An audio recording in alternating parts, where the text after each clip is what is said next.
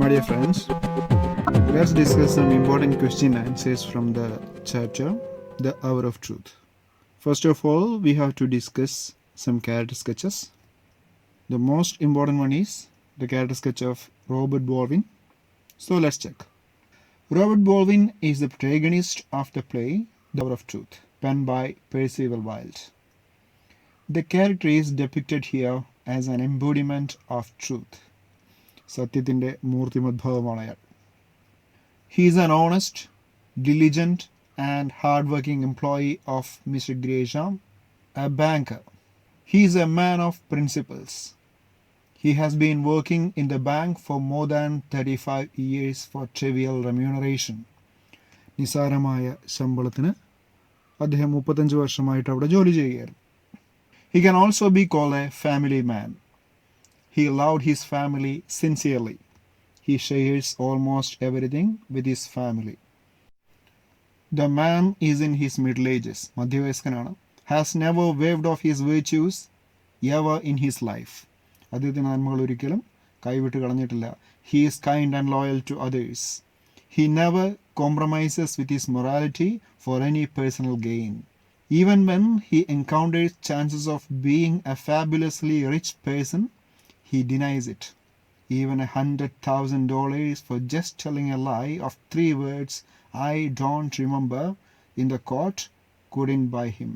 അതായത് ചെറിയൊരു നുണ പറഞ്ഞാൽ കിട്ടാവുന്ന അത്രയും പൈസയ്ക്ക് പോയാലും അദ്ദേഹം വഴങ്ങാൻ തയ്യാറായില്ല എന്നാണ്. അദ്ദേഹത്തിന് അത്രയും പൈസ കൊണ്ടൊന്നും അദ്ദേഹത്തെ വാങ്ങാൻ സാധിക്കില്ല. അത്രമാത്രം സത്യസന്ധനായിട്ടുള്ള ഒരു മനുഷ്യനാണ്. He is happy with what he has. ഉള്ളത് മതി. In spite of all the pressures from his family, he sticks to his principles. Family പ്രഷറുകളുണ്ട് അല്ലേ, പൈസ വാങ്ങ. പക്ഷേ he was firm in his decision. He says, I will go to my grave clean. ഞാൻ clean ആയിട്ടേ ചാവുള്ളൂ. It is because of his deep-rooted morality and honesty he gets a job at the Third National Bank. അങ്ങനെ last ക്ലൈമാക്സിൽ നമുക്ക് കാണാൻ പറ്റും അദ്ദേഹത്തിന് അതിൻ്റെ സത്യസന്ധത കൊണ്ട് ഒരു ജോലി കിട്ടുന്നുണ്ട്. He is God-fearing. In short, he is a man of desirable, exceptional qualities. And the next important character is John, the character sketch of John. Mr. John Baldwin, son of Mr. Robert Baldwin, prints an impression in our mind about his avarice. ഇപ്പോൾ നമ്മൾ ഓർക്കുക ജോണിൻ്റെ ഒരു ആവറീസ്, greed അല്ലേ, അതിൻ്റെ അത്യാർത്തിയാണ് നമുക്ക് ഈ പാഠം വായിക്കുമ്പോൾ നമുക്ക് ഓർക്കാൻ സാധിക്കുക. He is a representative of a crooked and twisted new generation youth. വളഞ്ഞ വഴി നോക്കുന്ന പുതിയ ജനറേഷൻ്റെ ഒരു റെപ്രസെൻറ്റേറ്റീവാണ്. Who are being moved by changing circumstances. മാറുന്ന സാഹചര്യത്തിനനുസരിച്ചിട്ട് സ്വയം മാറുന്ന ഒരു വ്യക്തി. He clings on to strong principles of morality in the beginning. തുടക്കത്തിൽ നമുക്ക് കാണാം വലിയ ആശയഗാംഭീര്യമുള്ള ആളാണെന്ന്. പക്ഷേ പിന്നീട് but later he changes his opinion. His virtue seems merely skin deep. Skin deep എന്ന് വെച്ചാൽ തൊലിയുടെ ആഴത്തിൽ മാത്രം വീഴ്ചയുള്ള മനുഷ്യൻ, നന്മയുള്ള മനുഷ്യൻ എന്ന് വെച്ചാൽ ഉള്ളിൽ നന്മയില്ലാത്ത മനുഷ്യൻ എന്നാണ് അർത്ഥം. മൊറാലിറ്റി എന്നുള്ളത് ഉപരിപ്ലവമായ പുറത്ത് മാത്രം കുറച്ച് മാത്രമുള്ള ഒരു പ്രിൻസിപ്പിൾസേ അദ്ദേഹത്തിനുള്ളൂ. അല്ലാണ്ട് മനസ്സിൻ്റെ ഉള്ളിൻ്റെ ഉള്ളിൽ വല്ലാത്ത പ്രിൻസിപ്പിൾസ് ഒന്നും കീപ്പ് ചെയ്യുന്ന ഒരു മനുഷ്യനല്ല. In the beginning we see him smoking pipe in front of his mother and sister. തുടക്കത്തിൽ തന്നെ അങ്ങനത്തെ ഒരു കാഴ്ചയാണ് നമ്മൾ കാണുന്നത്. മൂപ്പരങ്ങനെ പൈപ്പും വലിച്ചിട്ട് അങ്ങോട്ടും ഇങ്ങോട്ടും നടക്കുന്നതാണ് നമ്മൾ കാണുന്നത്. In the opening of the play, he suspects his father. We are not told much about his career other than he earns $30 a week. അവൻ്റെ ജോലി എന്താണെന്നൊന്നും നമുക്ക് ഈ കഥയിൽ നിന്ന് കിട്ടുന്നില്ലെങ്കിലും നമുക്കൊരു കാര്യം അറിയാം, ഏതാണ്ട് $30 മാത്രമേ അവന് ഒരാഴ്ച കിട്ടുന്നുള്ളൂ എന്ന് നമുക്ക് ഈ കഥയിൽ നിന്ന് മനസ്സിലാക്കാം. He is powerful, energetic and ponders over, means thinks over his and his family's position in the society. സൊസൈറ്റിയിൽ സ്വന്തം പൊസിഷനും അതുപോലെ ഫാമിലിയുടെ പൊസിഷനൊക്കെ വാല്യൂ കൽപ്പിക്കുന്ന ഒരാളാണ്. He thinks his name will be affected if Gresham is arrested, as he was named after John Gresham. ഗ്രേഷാമിനെ police arrest ചെയ്താൽ തൻ്റെ പേരിനെയും അത് ബാധിക്കും എന്ന് വിശ്വസിക്കുന്ന ഒരാളാണ്. കാരണം എന്താ വെച്ചാൽ മൂപ്പരുടെ പേരെന്താണ്? ജോൺ ഗ്രേഷാം ബാൾവിൻ എന്നാണ്. അതായത് ഗ്രേഷാമിൻ്റെ ഒരു പേരിൻ്റെ ഭാഗം നമ്മുടെ ജോണിനും ഉണ്ട്. അടുത്തത് മിസ്റ്റർ ഗ്രേഷാം, വില്ലൻ്റെ ക്യാരക്ടർ സ്കെച്ച് നോക്കാം. Mr. Gresham is negative character in the play The Hour of Truth. He never appears on stage. സ്റ്റേജിൽ നമുക്ക് അയാളെ കാണാൻ പറ്റില്ല. But there we see his presence throughout the story. പക്ഷേ കഥയിലുടനീളം അദ്ദേഹത്തിൻ്റെ ഒരു പ്രസൻസ് നമുക്ക് ഫീൽ ചെയ്യും. The off-stage character is seen corrupt from the beginning. തുടക്കത്തിൽ തന്നെ മൂപ്പരൊരു അഴിമതിക്കാരനാണ് നമുക്ക് മനസ്സിലാവും. He seems to be a representative of the new American of those days who has a deep craving for money. Craving means desire. He misappropriates money from his own bank. സ്വന്തം ബാങ്കിൽ നിന്ന് പൈസ misappropriate ചെയ്യുക, സ്വന്തം കാര്യത്തിന് വേണ്ടിയിട്ട് മറ്റുള്ളവരുടെ പൈസ വിനിയോഗിക്കുക, അല്ലേ, അല്ലെങ്കിൽ തിരിമറി നടത്തുക, അതിനെയാണ് മിസ്അപ്രോപ്രിയേറ്റ് എന്ന് പറയുക. അപ്പോൾ അതാണ് അദ്ദേഹം ചെയ്ത ക്രൈം എന്ന് പറയുന്നത്, misappropriation of the funds. His attitude towards Mr. Baldwin is quite strange. He pays him a meager amount as salary. വളരെ തുച്ഛമായ, മീഗർ എമൗണ്ട് എന്ന് വെച്ചാൽ അത്രയാണ്, ഇൻസഫിഷ്യൻ്റ് എമൗണ്ട് മാത്രമേ സാലറി ആയിട്ട് സുഹൃത്തിന് കൊടുക്കുന്നുള്ളൂ. But for his own benefits he is willing to follow any crooked means. പക്ഷേ സ്വന്തം കാര്യത്തിന് വേണ്ടിയിട്ട് ഏത് വളഞ്ഞ വഴിയും അയാൾ സ്വീകരിക്കും. He is ready to give and take bribes. കൈക്കൂലി കൊടുക്കുകയും വാങ്ങുകയും ചെയ്യും. But seeing Bolwin's honesty he decides to change himself and becomes a new man. പക്ഷേ സുഹൃത്തിൻ്റെ ആ ഒരു സംസർഗം കൊണ്ട് ലാസ്റ്റ് എന്ത് സംഭവിക്കുന്നു? ബാൾവിൻ്റെ സത്യസന്ധത ഈ സുഹൃത്തിനെയും മാറ്റുകയാണ്. അങ്ങനെ ഒരു പുതിയ മനുഷ്യനായിട്ട് മാറുന്നു. Honesty is innate in every one. എല്ലാവരുടെ ഉള്ളിൽ സത്യസന്ധതയുണ്ട്. When one acts against his own will for personal gains it will end up in prick of conscience. ഒരു മനസാക്ഷി കുത്തിനെ ഇടയാക്കുകയുള്ളൂ. സ്വന്തം മനസാക്ഷിക്കെതിരായിട്ട് പേഴ്സണൽ ഗെയിൻസിന് വേണ്ടിയിട്ട് പ്രവർത്തിച്ചു കഴിഞ്ഞാൽ വേദനയിൽ മാത്രമേ കാര്യങ്ങൾ അവസാനിക്കുകയുള്ളൂ, അല്ലേ, മനോവേദനയ്ക്ക് അത് കാരണമാകുമെന്നാണ് പറയുന്നത്. You are selected to introduce the performance of the play to the spectators. സദസ്സിന് മുമ്പിൽ നിങ്ങൾ ഈ നാടകം ഒന്ന് ഇൻട്രൊഡ്യൂസ് ചെയ്യണം. അതിന് വേണ്ടിയിട്ട് ഒരു ചെറിയ ഒരു പാരഗ്രാഫ് എഴുതാനാണ് പറഞ്ഞിട്ടുള്ളത്. A script for it. Okay. Good evening, ladies and gentlemen. I have immense pleasure to introduce before you the famous play The Hour of Truth by renowned writer Percival Wilde. This is indeed an intense psychological study of the corrupting influence of money on people. The playwright takes a plunge to the sea of greed and returns holding chances that make one corrupted. All individuals are tempted by greed at one point or another in life. ഒരു psychological സ്റ്റഡിയാണ്, മനഃശാസ്ത്രമായ study. ഇതിനെക്കുറിച്ച് of the corrupting influence of money on people. എങ്ങനെയാണ് പണം മനുഷ്യനെ കൊള്ളരുതാത്തവരാക്കുന്നത്. ഇവിടെ നമ്മുടെ എഴുത്തുകാരൻ പ്ലേ റൈറ്റ് എന്താണ്? Take a plunge to the sea of greed. ആർത്തിയുടെ കടലിലേക്ക് എടുത്തു ചാടുന്നു. എന്നിട്ടോ തിരിച്ചു വരുന്നത് എങ്ങനെയാണ്? Holding chances that make one corrupted. ഒരാളെ അഴിമതിക്കാരനാക്കുന്ന ചാൻസസ് ഉണ്ടല്ലോ, അവ ഏതൊക്കെയാണെന്ന് കണ്ടുപിടിച്ചുകൊണ്ടാണ് ഇവർ തിരിച്ചു വരുന്നത്. All individuals are tempted by greed. മിക്കവാറും എല്ലാവരും അങ്ങനെയാണല്ലേ. അതിന് ഒരാർത്തി മനുഷ്യനെ ഒരുപാട് സ്വാധീനിക്കുന്നുണ്ട് ജീവിതത്തിൽ, ഒരിക്കലല്ലെങ്കിൽ പിന്നൊരിക്കൽ. This story shows how quickly people sweep their morals away to pick the money, though undeserved. മനുഷ്യൻ എങ്ങനെയാണ് എത്രയും പെട്ടെന്ന് തങ്ങളുടെ മോറൽസ് എല്ലാം, ധാർമ്മികതയെല്ലാം തുടച്ചു മാറ്റുന്നത്. എന്തിനു വേണ്ടി? പണമെടുക്കുവാൻ വേണ്ടി. അതാണ് ഈ കഥ പറയുന്നത്. ആ പണം എങ്ങനെയുള്ളതാകാം? അൺഡിസേർവ്ഡ് ആവാം, അർഹിക്കാത്ത പണമായിരിക്കാം. പക്ഷേ അതിനു വേണ്ടി മനുഷ്യൻ കിടന്ന് ചാവും. The story revolves around Mr. Baldwin. Mr. Baldwin has to choose between being honest and being dishonest. And the climax that follows has an excellent message. Now, come, watch and enjoy the spectacle.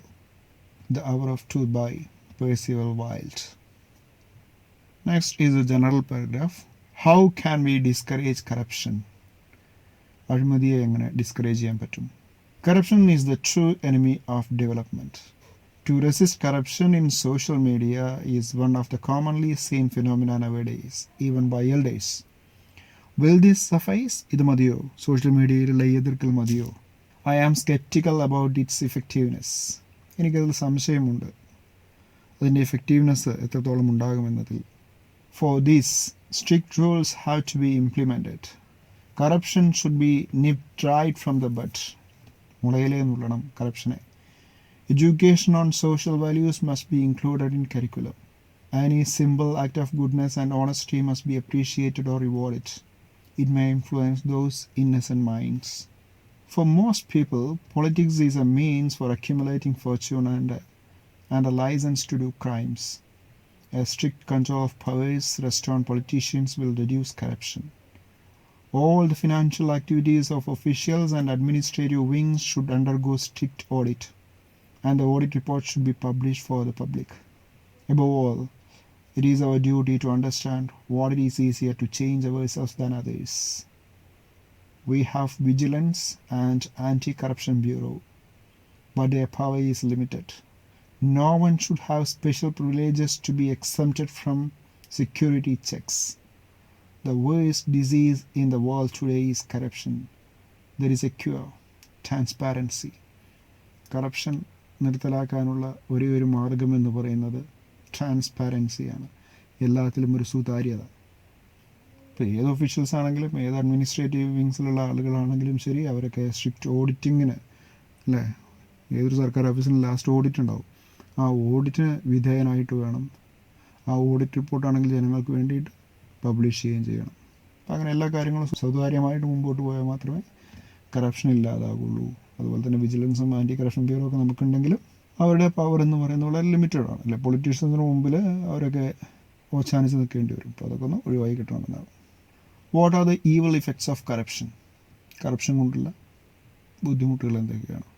അതിൻ്റെ evil effects എന്തൊക്കെയാണ്?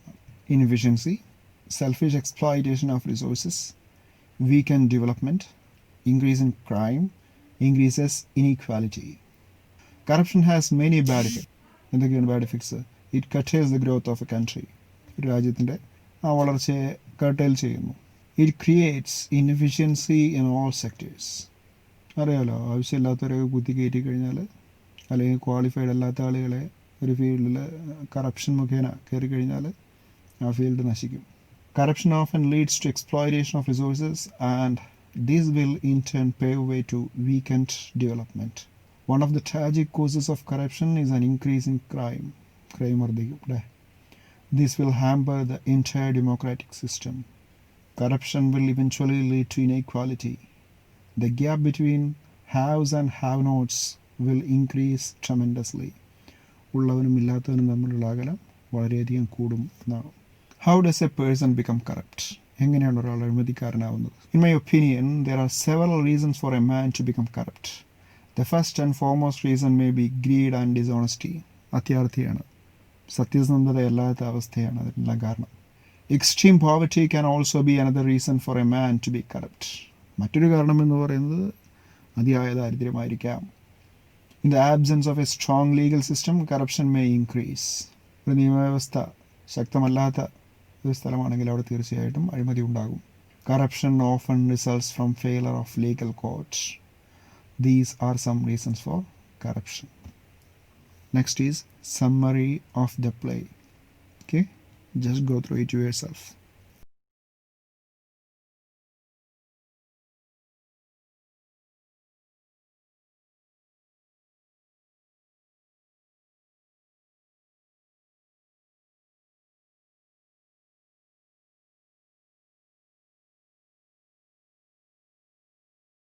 Okay, next question. A friend in need is a friend indeed. Does this hold good in all situations? Share your views with your class. A friend in need is a friend indeed. ആരും കേൾക്കാത്തൊരു പഴഞ്ചൊല്ലല്ല ഇത്. ഇപ്പോൾ എല്ലാ സിറ്റുവേഷനിലും ഇതിങ്ങനെയാണോ? അല്ലേ, ആവശ്യമുള്ളപ്പോൾ നമുക്കുണ്ടാകുന്ന സുഹൃത്താണ് യഥാർത്ഥത്തിലുള്ള സുഹൃത്ത് എന്ന് പറയുന്നത് എല്ലാ കാര്യത്തിലും യോജിക്കുന്നുണ്ടോ എന്നാണ്. എപ്പോഴും യോജിക്കുന്നുണ്ടോ? A friend in need is a friend indeed is a proverb with deeper meaning. The trouble lies in defining in need. ആവശ്യമാണ് അല്ലേ, ആവശ്യമുള്ളപ്പോൾ ഉള്ള സുഹൃത്താണ് യഥാർത്ഥ സുഹൃത്ത് എന്നാണ്. പക്ഷെ ആവശ്യം എന്താണെന്നതിലാണ് കാര്യം. Needs to prove that it has a moral social support. ഇപ്പോൾ എല്ലാവരും പിന്തുണയ്ക്കുന്ന ഒരു ആവശ്യമാണെങ്കിൽ കുഴപ്പമില്ല. അത് മോറലായിട്ടുള്ളൊരു കാര്യമാണെങ്കിൽ, അത് ധാർമ്മികമായിട്ടുള്ളത് അല്ലെങ്കിൽ സോഷ്യൽ സപ്പോർട്ടുള്ള ഒരു കാര്യമാണെങ്കിൽ കുഴപ്പമില്ല. It must be genuine need. Genuine ആയിട്ടുള്ള നീഡായിരിക്കണം. It should be socially and legally acceptable. In his story, Gresham has committed a crime. He wants his friend Bolwin to save him. ഇവിടെ ഒരു ക്രൈമിനെ കൂട്ടു നിൽക്കാനാണ്, ക്രൈമിനെ സഹായിക്കാൻ വേണ്ടിയിട്ടാണ് ഒരു സുഹൃത്ത് മറ്റൊരു സുഹൃത്തിനെ ബന്ധപ്പെടുന്നത്. താനൊരു തെറ്റ് ചെയ്തു, ആ തെറ്റ് എങ്ങനെയെങ്കിലും അതൊന്നും എങ്ങനെയെങ്കിലും രക്ഷപ്പെടണം. അപ്പോൾ അതിന് വേണ്ടിയിട്ടാണ് സുഹൃത്തിനെ ബന്ധപ്പെടുന്നത്. അപ്പോൾ ആ ഒരു നീഡ് സോഷ്യലി ആക്സെപ്റ്റബിൾ ആണോ? Okay, this is not acceptable. Baldwin refuses Gresham's offer of $100,000. He wants to be true to his conscience. It is more important than friendship. Therefore, the proverb, "A friend in need is a friend indeed," cannot be true under all circumstances, my dear friends. അപ്പോൾ ഇത് എല്ലാ കാര്യത്തിലും ശരിയല്ല. എല്ലാ ആവശ്യവും യഥാർത്ഥത്തിലുള്ള ആവശ്യമല്ല അല്ലേ? നിൻ്റെ ആവശ്യം മറ്റവനൊരു പക്ഷേ അനാവശ്യമായിരിക്കും. അങ്ങനെയുള്ള ആവശ്യമല്ല പറയുന്നത്, സോഷ്യലി ആക്സെപ്റ്റബിൾ ആയിട്ടുള്ള ഒരു കാര്യമാണ്. ബോൾവിൻ ഒരു $100,000 കിട്ടിയെങ്കിലും മൂപ്പര് സത്യസന്ധനായതുകൊണ്ട് എന്ത് ചെയ്യണം? നിരാകരിക്കുകയാണ്. അപ്പോൾ അങ്ങനെയുള്ള പൈശാചികമായ സുഹൃത്തുക്കളെ കിട്ടുന്നതിനേക്കാൾ നല്ലത് ആ സുഹൃത്ത് ബന്ധം ഉപേക്ഷിക്കലാണ്. നെക്സ്റ്റ് കുറച്ച് ശൈലികളും അതിൻ്റെ മീനിങ്ങുമാണ്. ടു മേക്ക് ഗുഡ് എന്ന് പറഞ്ഞാൽ അതിൻ്റെ അർത്ഥം എന്താണ്? നല്ലതുണ്ടാക്കുക എന്നുള്ളതല്ല അതിൻ്റെ അർത്ഥം. It means to compensate for a wrong doing. തെറ്റായിട്ടുള്ളൊരു കാര്യത്തിൽ നമ്മൾ കോമ്പൻസേറ്റ് ചെയ്യുക, ഒരു നഷ്ടപരിഹാരമൊക്കെ കൊടുക്കുക അല്ലേ? നമ്മുടെ ഭാഗത്തു നിന്നുള്ള തെറ്റെന്തെങ്കിലും സംഭവിച്ചു കഴിഞ്ഞാൽ നമ്മളതിന് നഷ്ടപരിഹാരം കൊടുക്കുന്നതിനാണ് ടു മേക്ക് ഗുഡ് എന്ന് പറയുക. അടുത്തത് സേവ് വൺ സ്കിൻ, ഒരാളുടെ തൊലിൽ രക്ഷിക്കുക എന്ന് പറഞ്ഞാൽ ആത്മാഭിമാനം രക്ഷിക്കുക എന്നർത്ഥം, അല്ലെങ്കിൽ ഒരു ബുദ്ധിമുട്ടേറിയ സിറ്റുവേഷനിൽ നിന്ന് രക്ഷിക്കുക. മേക്ക് ബോത്ത് ആൻഡ്സ് മീറ്റ്, ദിവസത്തിൻ്റെ രണ്ട് തലയും കൂട്ടിമുട്ടിക്കുക, മലയാളത്തിലുള്ള ഒരു പ്രയോഗം തന്നെയാണത്. Earn just enough money to live on. A bolt out of a clear sky, തെളിഞ്ഞ ആകാശം നേടി പറയുമ്പോൾ ആൻ അൺഎക്സ്പെക്റ്റഡ് ഈവൻറ്റ്, പ്രതീക്ഷിക്കാത്ത ഒരു സംഭവം നടക്കുക, പെട്ടെന്ന് നടക്കുക. Have the whip hand, it's meaning yes to be more powerful, have the power to control. Under a cloud and a suspicion, viewed with suspicion and distrust അല്ലേ? സംശയത്തിൻ്റെ നിഴലിൽ എന്നൊക്കെ പറയുന്ന പോലെ. The following are some important paragraphs and short answers and one important essay. Since they are easy to read and understand, I think there is no need of an explanation. You just go through it patiently until you understand each and every words and sentences. Okay, go ahead.